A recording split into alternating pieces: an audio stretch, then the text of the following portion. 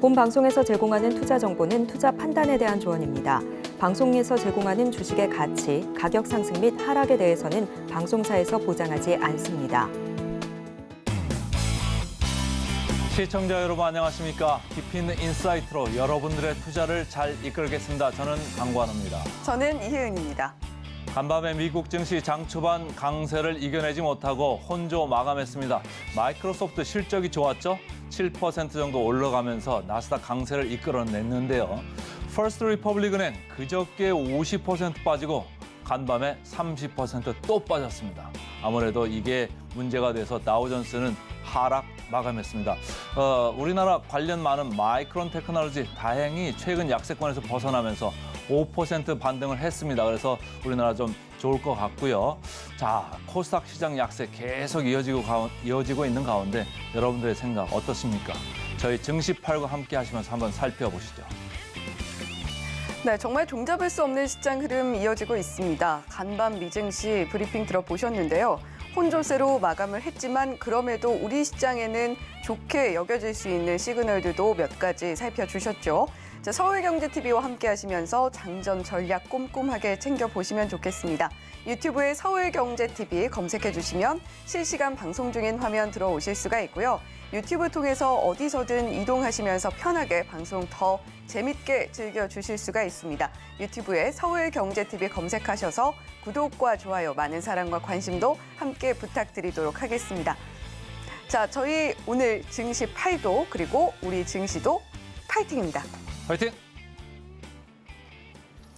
미국 시장에서 마이크로소프트는 실적 호조에 7% 어제 이렇게 올랐고요.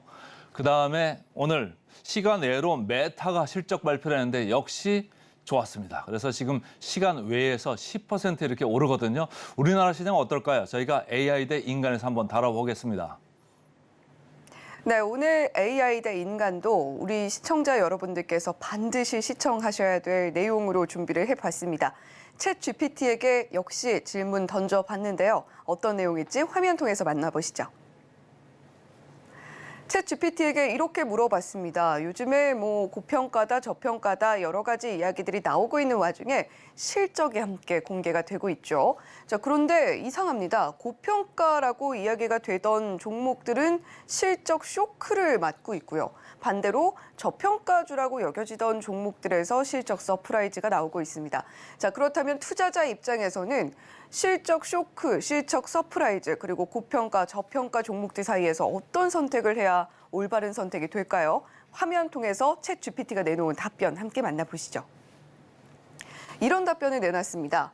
투자자들의 바른 선택지는 실적 서프라이즈, 그러니까 깜짝 실적, 좋은 실적이 나온 종목들에 투자를 하는 것이 옳은 선택지가 될 것이다 라는 답변을 굉장히 이번엔 또 단호하게 내놨어요. 자, 두 번째 줄 살펴보시면요. 대표적으로 2차 전지 소재주들이 보통 고평가주로 여겨지고 있는데 고평가주임에도 불구하고, 그러니까 성장성이 더 높은 가치가 매겨지는 그런 종목이라는 이야기임에도 불구하고 실적 쇼크가 나타났고요. 그리고 저평가주의 대표적인 사례로는 완성차 업체를 들 수가 있습니다. 현대차 그리고 기아, 월요일, 화요일, 수요일이죠. 연일 이렇게 실적을 발표를 했는데 상당히 좀 다른 모습들 나타내고 있습니다. 세 번째 줄도 볼까요? 실적 예상치를 상회하는, 그러니까 실적 서프라이즈가 나타난 기업에 있어서는 우리 투자자들이 좋은 선택지로 여겨봐도 좋겠다라는 이야기도 함께 내놓고 있습니다. 하지만 우리가 그런 기업들을 본다고 할지라도 기업의 재무, 성장성, 시장 상황 여러 가지 요인들은 고려를 한 뒤에 투자를 결정해야 한다라는 답변까지도 함께 살펴볼 수가 있었습니다. 자, 이렇게 챗 GPT가 고평가, 저평가, 그리고 실적 쇼크, 서프라이즈 이 사이에서 올바른 선택지로 제시한 답변인데요. 자, 강건 앵커님은 오늘 챗 GPT가 내놓은 답변 어떻게 보고 계신가요? 네, 아주 정답으로 잘 얘기를 해준 것 같아요. 그래서 투자자의 바른 선택은 서프라이즈 실적 좋은 회사를 좀 봐라 이거잖아요, 결론이. 네. 저도 같은 생각을 하고 있는데, 자, 실적 시즌입니다. 바야흐로 실적 시즌이면 항상 기대라는 게 있습니다. 기대보다 잘 나오느냐, 기대보다 못 나오느냐 따라가지고 하나는 서프라이즈, 하나는 쇼크. 이렇게 엇갈리는 거거든요. 근데 이 엇갈리는 게 완성차 업체하고 2차 전지 소재주 간에 지금 엇갈리고 있습니다. 어떻게 엇갈리고 있을까요? 자, 현대차, 기아 보겠습니다. 숫자를 보시면 다 숫자가 이렇게 많을 때는 좀 빨간 것만 보셔도 좋습니다. 현대차 영업이익이 전년 대비해서 무려 86.3% 올랐고요. 기아 플러스 78.9%입니다. 그래서 합산해 보니까 전년 대비 무려 82.9%나 영업이익이 좋아졌다. 이런 얘기입니다. 매출도 플러스 26.3%네요. 매출도 많이 늘었고 영업이익은 훨씬 많이 좋아졌다. 이런 얘기고요. 그 다음 장 보시면 여기는 분위기가 완전 반대입니다. 2차 전지 소재주 중에 지금 실적들이 나온 게 첨보, 코스모 신소재 이렇게 나왔는데 특히 첨보 나온 건 아주 쇼크였습니다. 네. 보세요. 영업이익이 무려 90.9%나 빠졌습니다. 여기가 성장주라고 해가지고 성장주가 될 거라고 해가지고 우리가 기대를 많이 했던 그런 쪽 아닙니까? 그런데 보세요. 매출이 마이너스 50.1% 올라간 게 아니고 떨어졌습니다. 성장주가 매출이 떨어졌어요. 성장주 맞습니까? 거기에 대해서 좀 물음표를 가지실 필요가 있다. 매출이 떨어진 건 여러 가지 이유가 있습니다만은 아무래도 판매 단가가 많이 떨어지고 경쟁이 좀 심해지다 보니까 거기서도 좀 떨어진 게 있고요. 영업이익이 저렇게 더 떨어진 거는 경쟁도 심해지고 판매 단가도 떨어지고 있는데 거기에다가 원재료비, 코스트 이런 거는 오히려 더 올라갔기 때문에 그렇습니다. 그래서 캐파가 이제 하반기나 내년 가서 막 이렇게 증설되면서 좋을 거라고는 하는데 좀 지켜보자. 이 신중론으로 좀 돌아서고 있는 증권 시장입니다. 그래서 그건 좀 신경을 쓰셔야 되고 코스모 신소재도 매출은 올랐습니다만 영업이익은 마이너스 22.4%입니다. 그래서 기대 수준보다 너무 안 좋았다. 쇼크가 났다. 이렇게 보시면 됩니다. 그 다음 좀 보시죠. 그 다음 자 오늘은 제가 하나증권 좀 밀어주려고요. 리포트 3개를 다 하나증권만 좀 가져와 봤습니다. 현대차 제목만 좀 보실까요? 와 너무 좋은데 목표 주가 27만 원으로 상향 이렇게 나왔습니다. 그 다음 보시죠. 기아 제목 보세요. 난 지금 역사를 써가고 있어. 너무 좋은 이 리포트 제목들이잖아요. 네. 너무 좋다는 거예요. 목표 주가 12만 원으로 상향 위로 올렸다는 거잖아요. 그 다음 보시죠. 첨보. 이 리포트를 쓴 애널리스트는 최근에 그 ENF 네. 관련해가지고 에코프로 관련해가지고 조금 안 좋게 썼던 애널리스트거든요. 자, 제목을 보시면 상반기 실적 부진 국면, 하반기 개선 전망. 보통 애널리스트들이 이렇게 하반기 개선 전망, 상반기 부진 이런 얘기는 잘 모르겠다. 이런 게 조금 스며들어 있는 거예요. 그러니까 물음표가 많으니까 조심하세요. 이런 게 행간에 좀 녹아져 있다고 보시면 됩니다. 그래서 최근에 리포트를 써가지고 시장에 영향을 줬던 애널리스트가 쓴 2차 전지 소재주에 대한 단면입니다. 자, 그래서 주가를 행보를 좀 보시겠습니다. 그 다음 보시면 엇갈리고 있습니다. 현대차, 기아, 최근에 주가 보시죠. 계속 이렇게 올라가고 있죠. 기아가 특히 많이 올라갔습니다. 왼쪽에 보시면요. 그런데 2차 전지 소재주 어떻습니까? 최근에 오른쪽 끝에 보시면 코스모 신소재도 내려오고 있고 에코프로 BM도 내려오고 있고 LNF도 내려오고 있고 첨보는 연초보다도 오히려 훨씬 많이 내려가 있습니다. 그러면 이게 하락이 좀 그쳐야 되는데 그칠까요? 그칠 수 있을까요? 그걸 좀 계속 보시자고요. 그 다음 화면 보겠습니다. 자, 밸류에이션을 좀 해봤습니다. 완성차 업체 아주 쌉니다. 23년 예상 기준으로 PBR, 장부가치 대비 이 사람들이 지금 어디에 있나 봤을 때 현대차 0.6배에 불과하고요. 기아 0.7배입니다. 좀 이 숫자는 조금만 기억을 해 주시고요.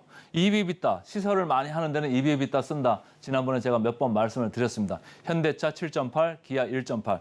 일단 PB 쪽만 좀 0.6, 0.7을 기억을 좀 해주시고요. 그 다음 장 보시면 바로 나옵니다. 2차 전지주, 첨보 4.9, 코스모 신소재 17.4.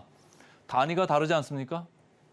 너무너무 고평가죠. 그럼 고평가면 성장을 해야 되는데 아까 어땠습니까? 매출이 줄어요. 네. 말이 됩니까? 오른쪽에 보시면 EBITDA 21.3, 69.2. 시장 평균이 EBITDA가 6, 7배, 8배 뭐 여기 왔다 갔다 한다고 제가 지난번에도 말씀드렸는데 거의 말이 안 되는 하늘나라 이 밸류에이션입니다. 그다음 보시면 자, 지난번에도 제가 말씀드렸는데 영업으로 돈을 벌어야 그 돈 가지고 시설 투자를 할 거 아닙니까? 근데 영업으로 버는 돈이 부족하면 어떡합니까?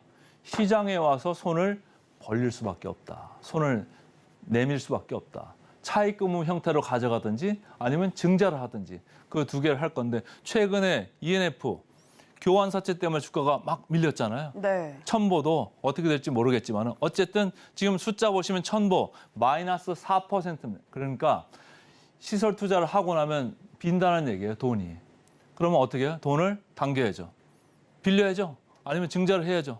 4%. 지난번에 ENF 3% 정도 비는 거에다가 그 회사는 거의 6%가량을 증자를 해가지고 교환사채를 발행한 거거든요. 그러면 이 회사도 증자를 할 수도 있고 아니면 차입금을 또 추가 발행할 수도 있겠다. 이런 얘기고 반면에 기아, 현대 제일 상단에 있습니다. 빨간 거로 표현이 돼 있는데 돈이 남아돕니다. 시설 투자를 하고도 저렇게 돈이 남아돕니다. 이익도 많이 나고요. 현금도 많습니다. 자, 우리는 뭘 봐야 될까요? 그 다음 보시겠습니다.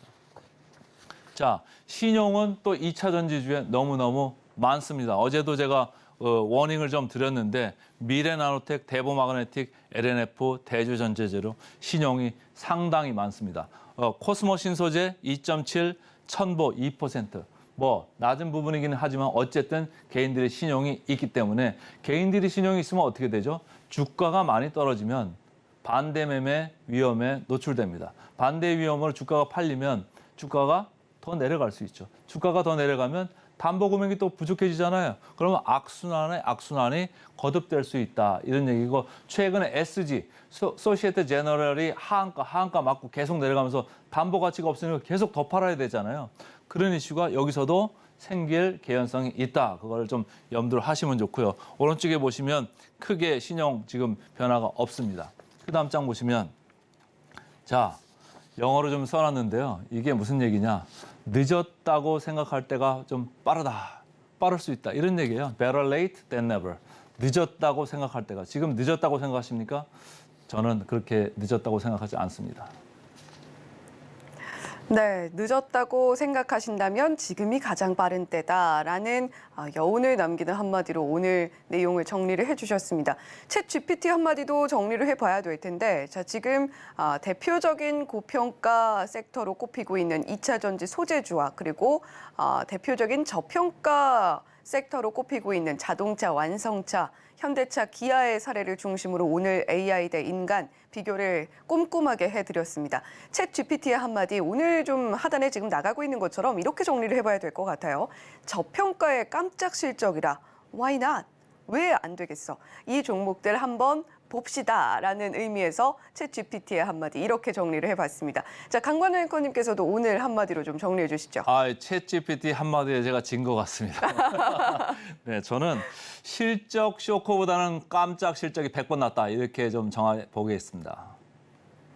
네, 쇼크보다는 서프라이즈가 낫다라는 것을 오늘 한번 기억해 보시면서 오늘장 대응도 한번 이어가 보시면 좋겠네요. AI 대 인간은 오늘 여기까지 하도록 하겠고요. 잠시 후에 증권사 리포트 짚어드리는 시간으로 다시 돌아오겠습니다.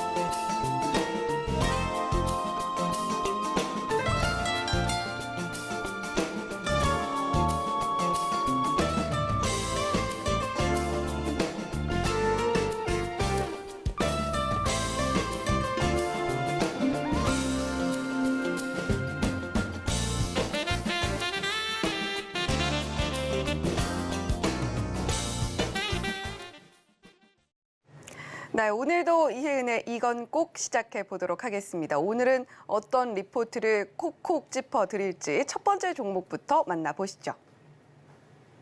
네, 오늘 또 마침 첫 번째 종목이 이 종목이네요. 현대차 가지고 와봤습니다. 아무래도 실적이 굉장히 좋게 나왔기 때문에 여러 증권사에서 현대차에 대한 리포트를 함께 내놓고 있었습니다. 역대급 실적, 꺾이지 않는 주가라는 제목은 오늘은 한번 제가 붙여봤는데 자, 어떤 제목들을 리포트에서 내놓고 있는지 한번 하나하나 좀 보시죠. 앞서서 살펴보셨습니다. 하나증권에서는 현대차 리포트 제목, 와! 너무 좋은데? 라고 붙여놨고요. 그리고 유한타증권에서는 우려를 실적으로 잠재우다라는 제목 붙이고 있습니다. 여기서 말하는 우려라 함은 IRA 보조금 지원 대상에서 차종이 모두 제외된 것을 이야기하는 거겠죠. 하지만 그 부분 실적으로 모두 잠재우고 있다. 라는 제목입니다. 자, 키움도 보시죠. 키움에서는 영업이익 그리고 주주 가치의 제고를 선도하고 있는 현대차다라고 적고 있고요. 미래에셋증권에선 이런 이야기도 내놓고 있습니다. 아무래도 이번에 실적이 워낙에 좋았다 보니까 이 흐름이 과연 언제까지 이어질 것인가 이 부분에 대한 우려감도 좀 있는 것이 사실인데요. 상고하저의 흐름은 예상이 되지만 여전히 현대차 좋은 모습 보여줄 것으로 예상이 된다라고 이야기를 하고 있습니다. 자, 사실 이렇게 4개 증권사 리포트 제목을 짚어드렸습니다만 더 많은 증권사들이 현대차에 대한 리포트를 연일 내놓고 있는 요즘입니다. 자세한 내용 한번 살펴보실까요? 자, 지금 현대차에는 상당히 우호적인 영업 환경이 지속이 되고 있습니다. 판매량이 늘고 있고 판관비는 줄어들고 있는 상황인데 자, 1분기 영업이익이 3조 6천억 원가량으로 최근 높아졌는데 거기에도 이를 상회하는 실적이 나왔다라고 보시면 되겠습니다. 자, 그 이유가 무엇인고 하니 금리 상승에도 견조하게 미국과 유럽에서 수요가 나와줬고요. 그리고 재고가 낮았던 것도 긍정적으로 작용을 했습니다.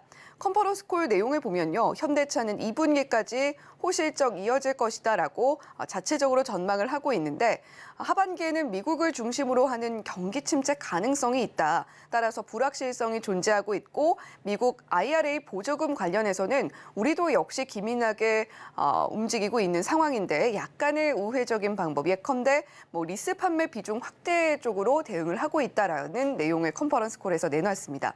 자, 그렇다면 2분기도 볼까요? 2분기에는 낮은 재고 거기다가 판매 믹스 환율 상승의 수혜를 동시에 받을 수 있을 걸로 보이면서 상반기 그러니까 2분기까지는 상고 좋은 흐름 보여줄 수 있을 것이다라는 내용도 살펴볼 수가 있습니다.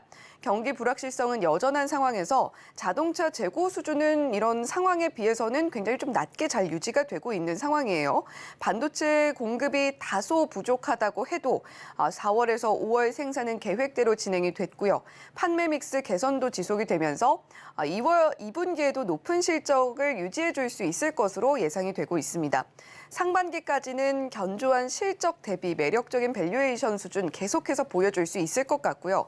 환율 상승에 따른 수혜를 감안할 때도 코스피 내에서 상대적으로 주가 안정성이 상당히 높을 것으로 보인다라는 내용도 함께 살펴볼 수가 있습니다. 물론 미국 쪽에서 국지적으로 신용 경색도 좀 나타나고 있는 모습을 우리가 계속해서 좀 살펴볼 수가 있는데요. 따라서 경기 둔화 리스크는 좀 높아지고 있습니다만 실적 모멘텀은 상고하저의 흐름 예상해 보시면 좋겠습니다.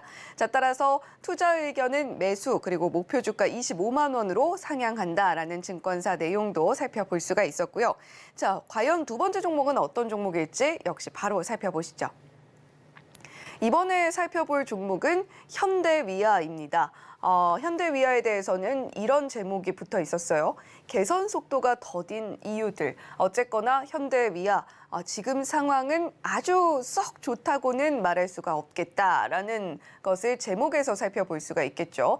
자, 하지만 긍정적인 부분도 있습니다. 생산이 점차적으로 정상화, 그러니까 현대차와 기아에서 한동안 신차가 나오기까지 굉장히 오랜 시간이 걸린다라는 이야기가 있었죠. 하지만 점차적으로 말씀드렸듯이 생산이 정상화되고 있고 거기다가 고급차에 납품하는 그 그 비중도 함께 증가하고 있습니다. 이런 부분들 긍정적으로 현대위아에 작용할 수 있겠고요. 다만 불안한 곳은 러시아와 중국입니다. 러시아는 공장이 중단이 되어 있고 중국에서는 점유율을 높이지 못하고 있기 때문에 불안한 모습들 살펴볼 수가 있는 상황이고요. 자, 거기다가 그래도 우리가 좀 긍정적으로 살펴볼 부분, 로봇 사업을 본격적으로 시동을 걸고 있는 현대차다라고 들어보셨을 텐데 현대위와 로봇 사업에 함께 동참을 하면서 이 부분에서 또 한 번 성과를 내줄 수 있을지 기대를 걸고 있는 상황입니다. 거기다가 전동화라던가 스마트 팩토리 관련해서도 수주에 대한 기대감 자리하고 있다라고 체크해 보시면 되겠고요. 자, 현대위와 조금 더 자세한 내용 보겠습니다. 1분기 실적을 한번 리뷰를 해본다면 더딘 회복세라고 한마디로 좀 표현을 할 수 있을 것 같아요. 올해 현대차와 기아의 이 판매 목표 그리고 가이던스 달성 가능성이 높아졌음을 감안했을 때 모듈 부문의 물량 증가 효과는 기대가 가능합니다. 기계 부문도 2016년 이후에 첫 흑자를 기록할 것으로 예상이 되고 있는데 다만 이 모듈 부문의 성장이 엔진 부문의 역성장, 엔진 부문에 계속해서 성장이 둔화되고 있는 부분을 얼마나 상쇄할 수 있을 것인가. 이 부분에 우리가 좀 주목을 해봐야 될 것 같고요. 중국과 러시아 법인 손실이 수익성 개선을 저해하고 있는 상황입니다. 3% 이상으로의 수익성 개선은 아마도 올해는 좀 힘들 걸로 보이고요. 2024년 내년쯤일 것으로 전망이 되고 있는 상황입니다. 대신에 중장기적으로 볼 때 현대차 그룹의 이 전동화 공장에 대한 투자 그리고 스마트 팩토리 전환에 대한 수요가 점차 높아지고 있다는 점에 기대를 걸어보면 좋겠고요. 거기다가 인도 공장도 현대차가 인수를 하면서 2025년 아직 좀 기간은 남아 있습니다만 2025년 하반기 가동을 목표로 하는 기아의 오토랜드 화성 역시도 예정되어 있습니다. 아직 기계 수주로 직접적으로 이어지지는 않았습니다만 올해 하반기로 갈수록 수주 가능성 더욱더 뚜렷하게 보이지 않을까라는 전망 현대위아에 찾아볼 수가 있습니다. 자, 거기다가 지금 뭐 방산주들 상당히 좋다라는 이야기도 나오고 있죠. 방산 부문에 이어서 신규 수주 부문까지 점차적으로 단계적으로 스텝을 밟아 나가고 있는 현대위아다라고 보시면 되겠습니다. 자, 지금 뭐 일단 매출의 대부분은 당연히 차량 부품 부문에서 나오고 있는데 이 부분은 현대차와 기아의 실적에서 보고 계시듯이 생산 정상화 그리고 견조한 수요를 기반으로 계속해서 좀 좋아지고 있는 상황입니다. 덩달아서 자, 중국 법인의 유의미한 가동률 반등이 좀 있어야 될 텐데 그 부분은 아직까지는 조금 아직까지는 확실하게 눈에 띄고 있지는 않지만 중국 시장 내에서 이 현대 기아차가 점유율을 늘리기 위해서 굉장히 많은 노력을 하고 있습니다. 지금 전략 차종도 출시하고 있고요. 그리고 중국 외 지역으로의 수출 대안 역시도 함께 마련을 하고 있기 때문에 점차적으로 좋아지지 않을까라는 전망 조심스럽게 내놓고 있습니다. 자, 그리고 뭐 전동화 그리고 방산 이 부분에 대해서도 우리가 기대를 걸어볼 수 있는 부분들이 있기 때문에 계속해서 현대위아 좋아지는 모습들 기대하면서 지켜보자라는 관점에서 투자 의견은 매수고요. 목표 주가는 85,000원 유지한다라는 관점 내놓고 있었습니다. 자, 오늘 이혜은의 이건 꼭 두 종목 짚어드렸습니다. 현대차와 현대위아 짚어드렸고요. 잠시 후에 전문가의 시선으로 뉴스 헤드라인 분석해보는 오늘의 일면 헤드라인으로 다시 돌아오겠습니다.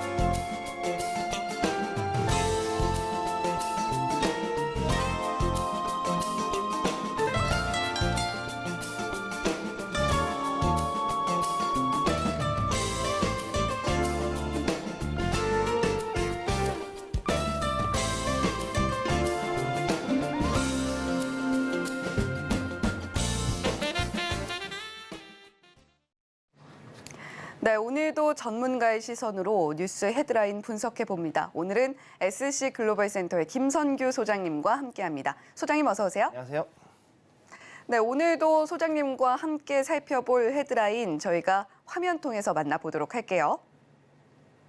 네, 오늘의 헤드라인입니다. 5월에 팔아라 라는 말은 옛말, 방어주 투자해야 라는 것이 오늘의 헤드라인인데요. 자, 소장님 오늘 헤드라인 간단하게 요약 좀 부탁드릴게요. 네, 지금 보통 미국 증시 보면은 이제 셀린 메이 그래서 보통 5월에 판다 이제 그런 얘기를 나오고 있거든요. 그래서 여름에는 보통 그 증시가 좋지 않기 때문에 그때는 경기 방어주 이제 보통 팔고 이제 떠난다 이런 얘기를 했었는데 이제 지금 현재 상황에서는 경기 방어주 쪽으로 많이 몰려 있다는 거죠. 그래서 지금 기사를 보시면은 CFRA라고 그 미국의 투자 회사가 있는데 여기에서 샘 스토발이라는 이분이 뭐라 그랬냐면은 경기 방어주에 이제 5월에는 좀 주목을 해서 이쪽으로 투자하는 게 괜찮다라는 이야기를 했고요. 또 그다음에 지금 현재 경기는 이제 주순환으로 돌아가는데 근데 겨울 같은 경우에는 오히려 경기 순환주라든가 그다음에 산업재 소재 그다음에 우리가 알고 있는 테크주 즉 기술주가 좀 더 잘 되니까 11월에서 4월 때는 보통 그쪽에 집중을 한다 뭐 이런 이야기를 했어요. 네. 그렇기 때문에 5월이 오면서 이제 그 셀린 메이의 분위기가 좀 고조되고 있는데 그런데 우리 가능하면은 좀 방어적이고 보수적인 자세로 시장을 접근을 할 것을 일단 조언하고 있습니다.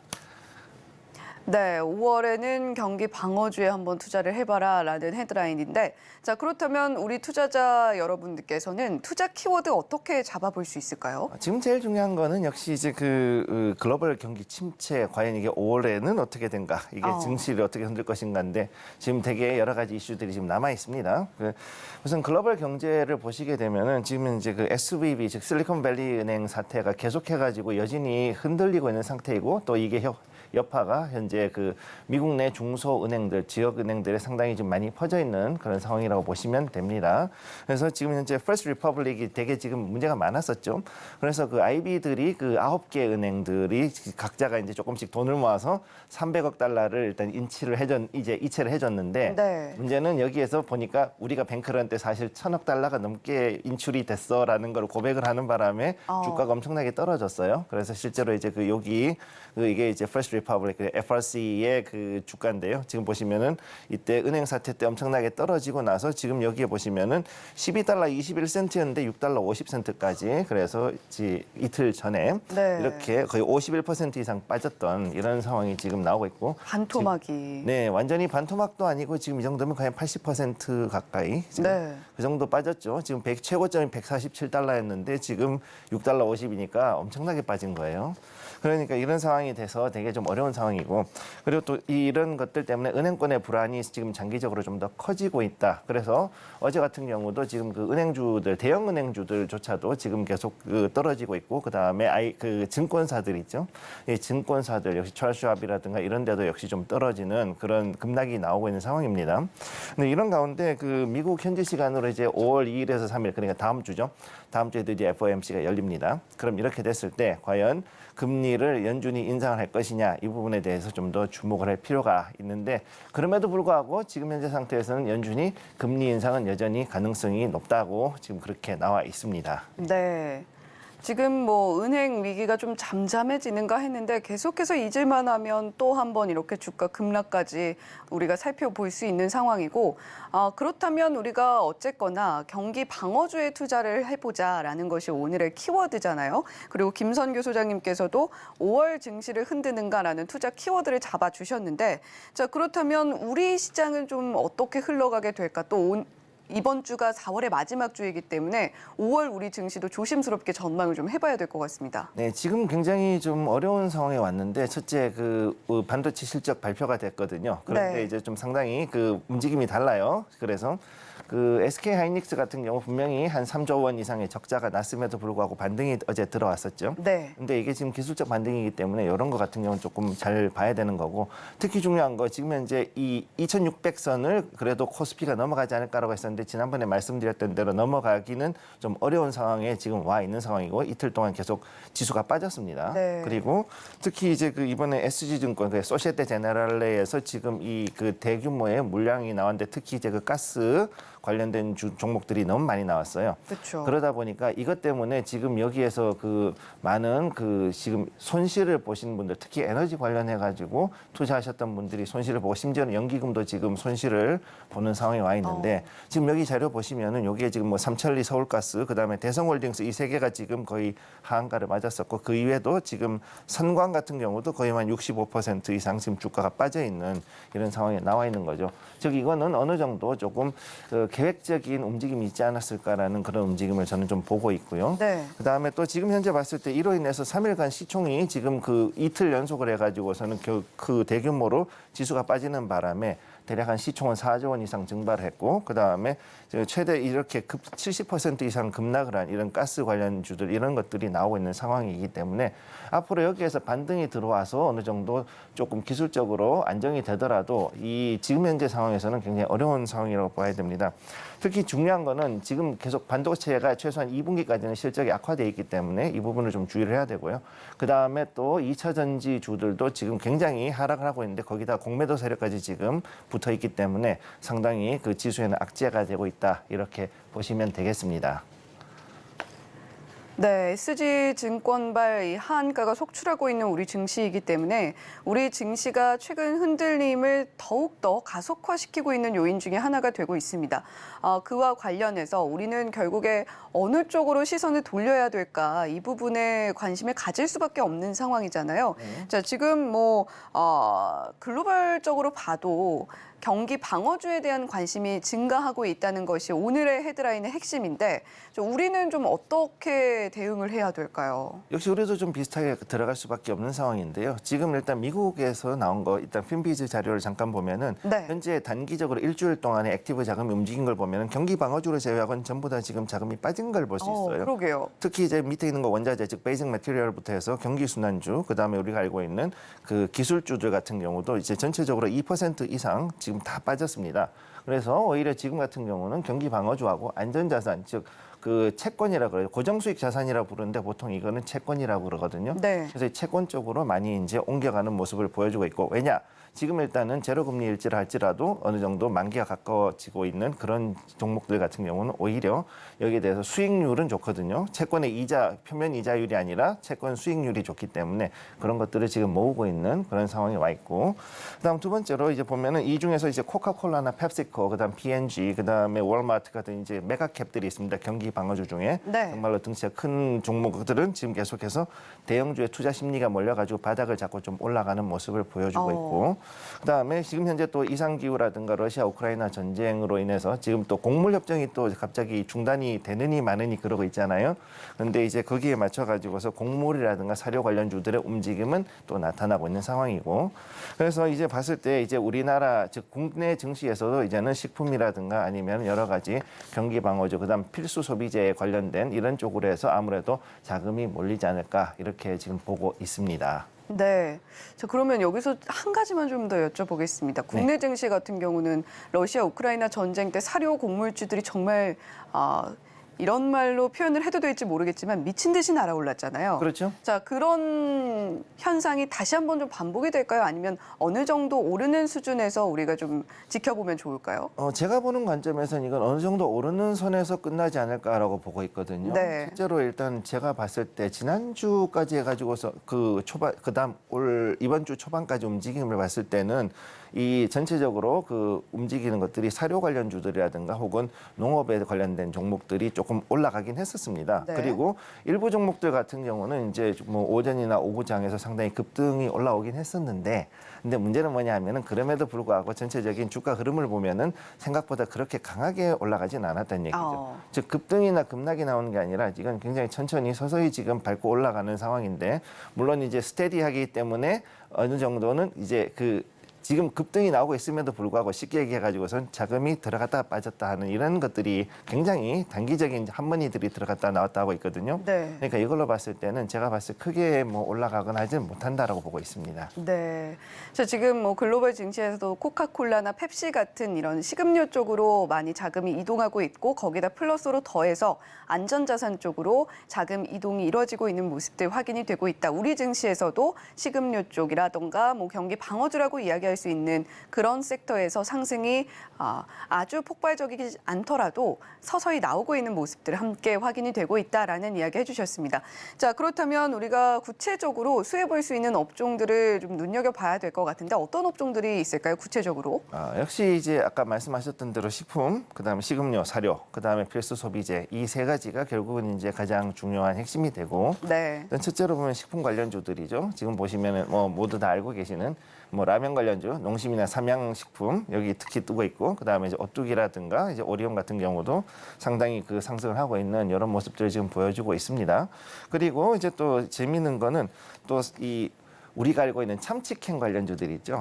예, 사조산업, 동원산업, 그다음에 사조동아원 이런 거 같은 경우는 조금 반등은 했는데 아직까지는 바닥권이에요. 그러니까 네. 이런 것들도 잘 보면은 생각보다 나쁘지 않을 거다라고 저는 좀 그렇게 보고 있고. 네. 그다음에 이제 CJ 시푸드라든가 제일제당 쉽게 얘기해서 해산물 관련된 종목들이 지금 현재 생각보다 바닥을 좀 다져가는 모습을 보여주고 있는데 그러면서도 서서히 이제 거래량이 늘어날 조짐이 조금씩 보이고 있거든요.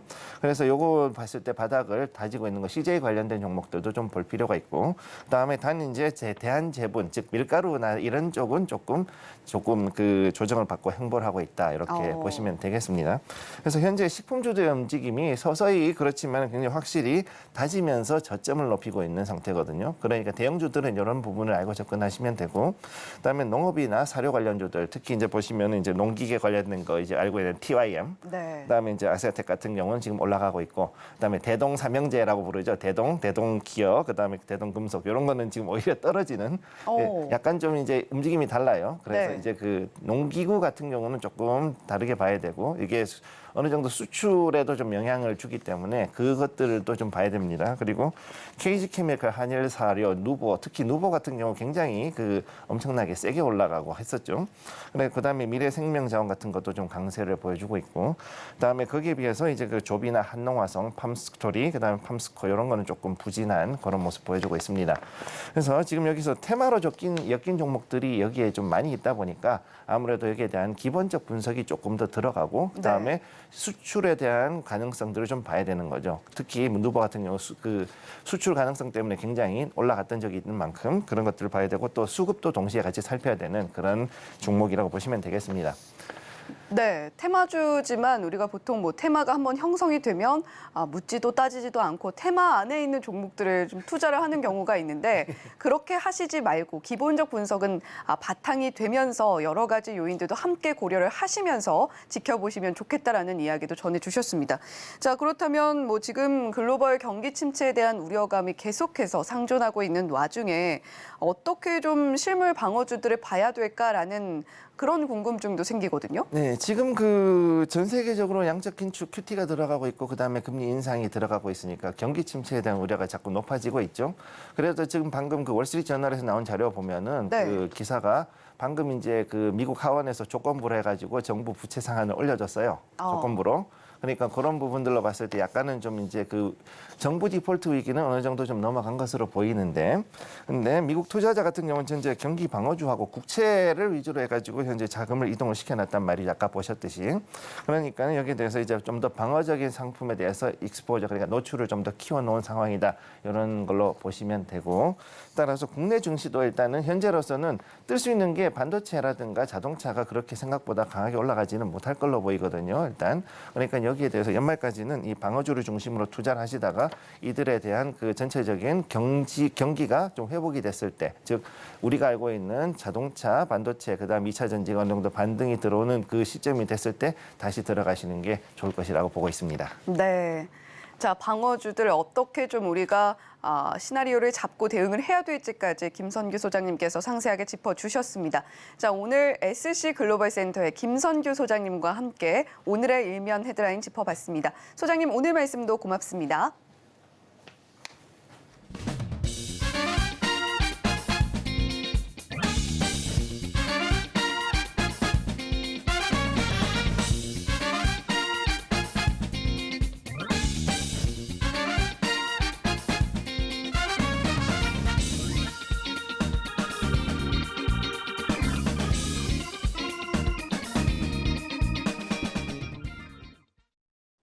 개장 30여 분 남기고 있습니다. 지금사 코너 이제 시작을 하겠는데 오늘 다월 투자증권의 이성웅 차장 화면 연결돼 있습니다. 안녕하세요. 네, 안녕하십니까. 자, 오늘 두 종목 준비하셨을 텐데 첫 번째 뭘 들어볼까요? 현대모비스 말씀을 드리도록 하겠는데요. 우선 이번 주 시장 굉장히 좀 어지러운 상황인데 그래도 역시 믿을 거는 실적밖에 없지 않을까라고 좀 생각이 되면서 이번 주에 현대차 그룹 현대차 기아 실적 어마어마하게 나왔죠. 그리고 현대모비스 같은 경우에도 4천억이 넘는 영업이익을 기록했는데 우선 전방 자동차에 대한 이 관심은 좀 전방 자동차 기업들 계속 관심을 가져야 되겠지만 이 자동차 부품주들도 이제는 좀 다시 좀 관심을 가져야 되는데 자동차 부품주들 2차 전지 부품주 그리고 전기차 부품주들은 많이 올랐죠. 하지만 이 어떤 전통적인 내연기관 그런 기업들 부품주들 같은 경우에는 주가 상대적으로 또 수혜가 좀 됐었습니다. 그런 점에서 이 현대차 그룹의 실적 발표를 계기로 이 자동차 전통적인 부품을 만드는 기업들에 대한 관심을 좀 가져야 되는 게 맞지 않을까 판단되면서 1차 벤더죠. 현대차 그룹의 이 부품 1차 벤더인 현대모비스를 매수 관점으로 접근해도 괜찮지 않을까. 어제 좀 낙폭이 심했는데 그런 점을 활용하면은 오히려 좀 저평가 국면에 있는 걸 감안하면 좀 마음 편하게 좀 매수해도 괜찮지 않을까라고 좀 생각이 되고 있고요. 여러 가지 그래도 작년도 그렇고 완성차 기업들이 이 반도체에 대한 수급적인 부분 때문에 생산에 좀 차질이 있었죠. 하지만 역시 기저 효과도 계속 나오고 있는 상황이기 때문에 우리 기저 효과를 이용한 매수 관점도 이 현대모비스에는 좀 통하지 않을까라고 좀 생각이 되고 있고요. 현대차, 기아, 이 글로벌 출고 같은 경우가 이 분기마다는 계속 증가하죠. 1분기 때 본다고 하더라도 작년 대비도 17%까지 좀 증가를 했는데 이런 점에서 이 현대모비스에 대한 수주 부분은 좀 증가하지 않을까라고 좀 생각이 되고 있습니다. 다만 좀 아시겠지만은 이 자동차의 전방 자동차의 생산이나 판매가 는다고 해서 바로 이제 부품주들한테 수주를 주진 않죠. 이 자동차의 어떤 재고나 이런 부분이 좀 일단락되고 좀 줄어들어야 그 다음에 다시 생산을 하기 때문에 이 자동차 부품주들의 그 다음에 주가적인 측면에서 봤을 때도 자동차가 완성 자동차 업체들이 올라간 다음에 그 후발주자로 자동차 부품들이 올라가는 것도 바로 이런 이유라고 좀 생각이 되는데 그런 점에서 봤을 때는 재고 수준이나 또 이제 글로벌 출고 여기서 봤을 때도 이 안정화가 된다고 한다면 현대모비스의 이 수준은 계속 늘어날 가능성이 크다. 모터나 인버터 괜찮죠. 그리고 이제 이 현대모비스가 그 전에 실질적으로 좀 발목을 잡았던 게 바로 이제 비용적인 측면이었죠. 이 물류비 비용이나 또 이제 인세, 경력금 비용이나 여러 부분이 있었습니다. 하지만 이런 부분도 이제는 어떻게 보면 일단락되면서 재무적인 측면에서 봤을 때도 저는 굉장히 좀 좋아질 부분이 1분기뿐만 아니라 오히려 하반기 때가 더 기대가 되는 현재 상황이라고 좀 볼 수 있겠고요. 리콜에 대한 어떤 품질 비용 발생 가능성이 좀 변수이 있지만 제가 본다고 하더라도 이런 부분은 예상하는 것보다도 어떻게 보면은 지금 그 전에 어떤 비용적인 측면이 비용적이 나갔던 게 없어졌다는 측면에서 봤을 때 이 비용 절감 차원에서 재무적인 부분은 확실히 좀 인지하고 가도 괜찮지 않을까라고 좀 생각이 됩니다. 또 역시 이 1분기 실적 본다고 하더라도 이 전기차나 어떤 출고가 굉장히 좀 이 현대차, 기아가 내연기관보다 좋았는데 그러면서 이제 현대모비스의 전동화 매출에 대한 사업 부분도 탄력을 계속 받을 가능성이 있지 않을까라고 좀 생각이 되고 있고요. 전기차에 대한 판매 부분 같은 경우는 경기에 영향을 받아서 어떻게 될지 모르겠지만 제가 본다 하더라도 이 전기차에 대한 생산이나 여러 가지 이 전체 글로벌 이 시장 쪽에서의 이 전기차 차지하는 그런 정책은 글로벌적으로도 계속 진행될 가능성이 크기 때문에 이 현대모비스의 전동화 매출에 대한 기대감은 계속 가져가도 괜찮지 않을까라고 좀 생각이 되고 있습니다. 뭐 그렇기 때문에 현대모비스 어떤 자동차 전체적인 업종 안에서도 매수 관점을 접근해도 될 만한 종목이지 않나 이렇게 판단됩니다. 현대모비스, 현대차, 기아 실적 좋으면서 좋게 봤었는데 어제 갑자기 좀 많이 빠졌습니다. 오늘 가격 전략 어떻게 좀 보고 계십니까? 지금 증권사 같은 경우는 현대모비스를 목표 주가를 25만 원까지 제시하고 있죠. 근데 이 25만 원이라는 이 주가가 이 올해 현대모비스의 주당 어떤 순이익의 한 8배 정도를 제시한 것 같은데 지금 현재 현대모비스에 대한 추정치 부분, 실제에 대한 추정치가 계속 높아진다고 한다면은 이 증권사들도 현대모비스의 목표 주가를 계속 상향할 가능성이 크다고 판단되고 있고요. 저는 1차적으로 25만 원은 말씀을 드리겠지만 추가적인 어떤 목표가 상향에 의한 이 트레이딩 관점도 목표가를 눈을 높여서 접근하는 전략이 굉장히 좋지 않을까 판단되고요. 손절가는 20만 원 말씀드립니다. 어제 현대모비스 많이 빠졌습니다만 목표가 25만 원으로 잘 들었습니다. 그 다음 종목 뭐가 있을까요? 뷰역스 말씀을 드릴 텐데요. 역시 의료기기 업종도 지금 현재 시장에선 대안이지 않을까라고 좀 생각이 되고 있고, 이 뷰역스 같은 경우에는 어떤 1차적인 어떤 카메라, 산업용 카메라를 만드는 기업이 있지만 지금 시장에서의 또 그렇고 주가에 가장 이제 민감한 게 바로 이제 치과용이죠. 이 치과용 디텍터에 대한 부분에 있어서 이 주가가 많이 반응을 한다라고 말씀을 드릴 수 있겠고요. 이 뷰웍스의 이 디텍터, 이 동영상 디텍터 사업 같은 경우가 연간으로 계속 꾸준하게 상승하고 있습니다. 그렇기 때문에 코로나와 무관하게 이 연간으로 2019년부터 계속 상승세를 보였던 걸 본다고 한다면 이쪽 산업 같은 경우에는 지금 어떤 마르지 않는 셈이지 않을까 생각이 되고 있고요. 이 디텍터 사업이 2019년에 119억, 그리고 2021년 243억이죠. 그리고 작년에 309억인데 올해 같은 경우에는 지금 400억 가까이의 그런 매출 성장이 예상된다라고 말씀드릴 수 있겠고, 근데 이렇게 동영상 디텍터 사업, 이 덴탈 쪽에서의 동영상 이 디텍터 사업에 대한 관심을 받는 게 바로 이제 국내가 아니라 바로 이제 해외 쪽이죠. 지금 현재 본다고 하더라도 유럽 쪽에서의 그런 기대감이 굉장히 좀 크다라고 좀 볼 수 있겠는데, 기존의 유럽 쪽도 그렇고 지금 이제 뷰웍스가 신규 고객사 확보에 크게 좀 힘을 쏟고 있습니다. 그런 점에서 봤을 때는 유럽 쪽에서 신규 고객 쪽에서의 물량이 어떻게 보면 이제 시작 단계라고 좀 생각이 되고 있고요. 그렇기 때문에 해외 쪽에서의 그런 이 동양 디텍터 사업이 계속 유지가 된다고 한다면은 저는 이런 연간으로의 이 덴탈 쪽에서의 디텍터 산업에 대한 매출 증가율은 계속 좋게 일어날 가능성이 크지 않을까라고 좀 생각이 되고 있고요. 그리고 이제 어떤 산업용 카메라 또 본다고 하더라도 이제 머신 비전에서 이제 카메라를 담당하고 있는 게 바로 뷰웍스입니다. 그렇기 때문에 전진적으로 이제 구성 요소를 확대한다는 측면에서 봤을 때 이 산업용 카메라에 대한 이 본업에 대한 어떤 가치 부분은 저는 계속 부각될 가능성이 굉장히 좀 크다라고 좀 생각이 되고 있고요.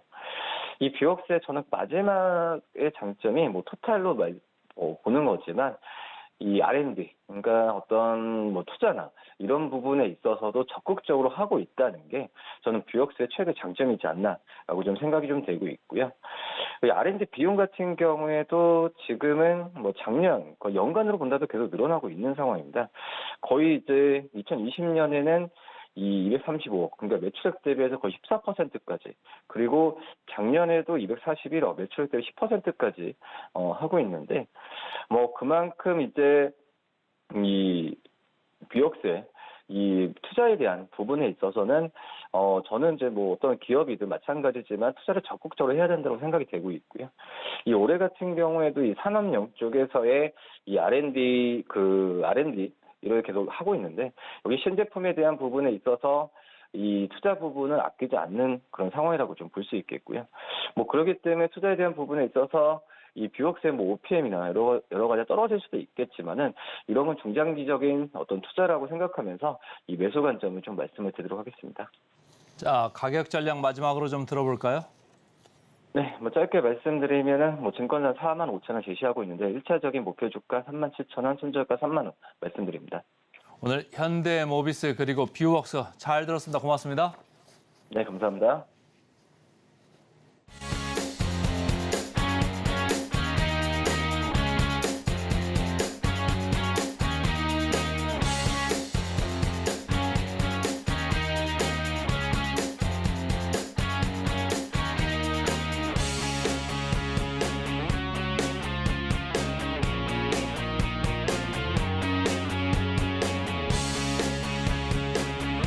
본 방송에서 제공해드리는 정보는 투자 판단에 대한 조언일 뿐 해당 종목의 가치와 수익률을 보장하지는 않습니다. 저희는 잠시 후에 증시구로 더 힘차게 돌아오겠습니다. 시청해주신 여러분 고맙습니다.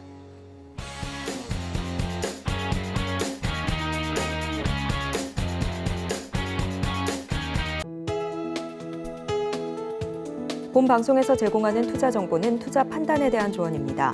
방송에서 제공하는 주식의 가치, 가격 상승 및 하락에 대해서는 방송사에서 보장하지 않습니다.